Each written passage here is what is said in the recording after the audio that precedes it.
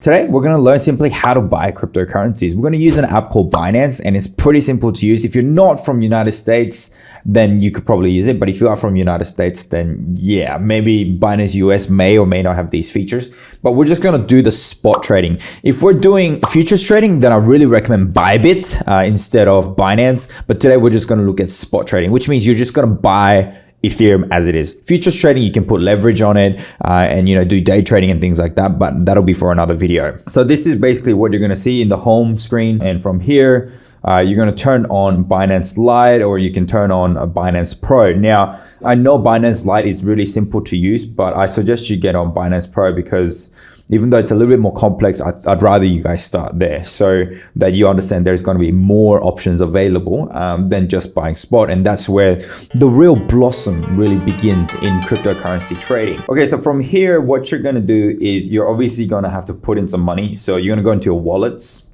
and then what you're going to press is the deposit. Okay, so yeah, obviously you're going to deposit some cash.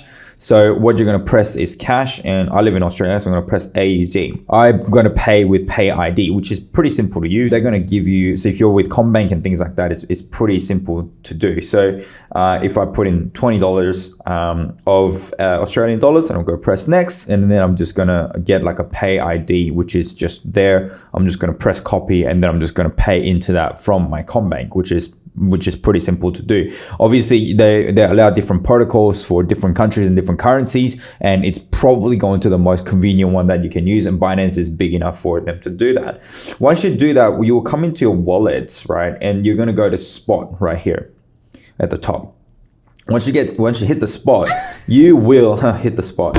All right, so in my wallet, there's about $39 worth of AUD. I put in $40, and when you put in $40, you actually get $40. But for the sake of this demonstration, I actually converted some of my USDT back into AUD, so that I don't have to actually keep transferring it in to my account. Doesn't matter, you're gonna get exactly what you put in. I'm gonna then convert this AUD into other cryptocurrencies, and the way you do that is by pressing trade at the bottom, and then you're gonna press convert, like so. There are currencies that you can convert directly from AUD. So you press AUD or USD or whatever you already put in, and you can convert into these cryptocurrencies here. Obviously, Bitcoin and Ethereum is pretty straightforward, and you can just whack that button and then away you go. But you want to buy more than these type of coins, and I don't really recommend you to if you're just starting out because you haven't done the research. But if you've done the research and it's not one of these cryptocurrencies, because not all pairs are going to be transactable, then you can first transfer to USDT. And then I'm going to press max and then preview conversion, and that's going to give me that much USDT. I'm going to press convert and it's done. So with all that in there, what you can do is you can go into convert again. And then one way is to then, you select your original, cryptocurrency from USDT to Ethereum. Or you could be USDC, BCH, EOS, XRP, TRX, ETC, whatever, Atom, Dash, HBAR. You could just convert it into so many of these coins. But not all of them are going to be available. For example, like TLM, which I've recently bought because I saw good potential in it. So then what you're going to need to do is you're going to press TLM up here, and then you'll see that it's on USDT, which means that you can buy TLM with USDT. You can also buy TLM using BUSD. You can buy TLM using Bitcoin. You can buy TLM with TRY as well, whatever the hell that is. Then let's say, I don't know, we looked up something else funny. So let's say Alice. Do they have Alice? Yeah, of course they have Alice. And I wanted to buy some Alice. Well, then I've got USDT here. So then I can press that Alice, and then the trading window will change. And I'm just going to press buy at market price. And I'm going to put 100% of my USDT, which is $28.91 worth of USDT. And I can press buy there straight away. And then you've bought a spot position in Alice. Of course, you can just convert as well, which is not a big deal. So that's how you go about trading on Binance.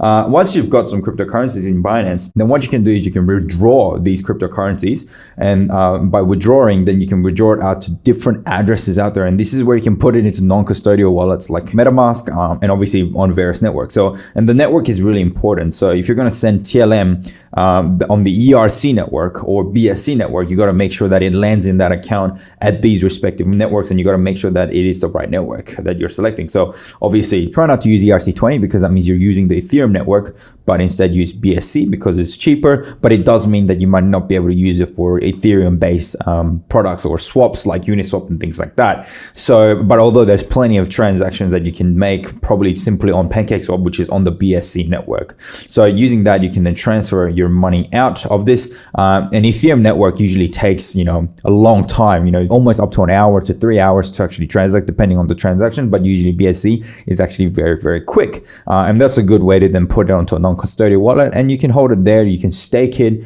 at different staking platforms as well, which, there's plenty of videos on my YouTube channel about. There you have it, guys. That's how you simply buy a cryptocurrency, and it's very simple to do so. And obviously, if you want to do futures trading, you can do it right here on Binance, but I recently changed it out of Binance because Bybit does a hell of a lot better job at doing futures trading. So I really recommend you guys check out Bybit if you want to do futures and leverage trading. It's obviously not recommended for beginners, but if you're a beginner and you want to play with money that you can afford to lose, well then, hey, be my guest. I'm part of the WSOT competition as well, which has been quite draining, but it's a fantastic learning experience, and I hope to become a much better trader by participating in this competition. That's it for the video today, guys. Thank you so much for tuning in.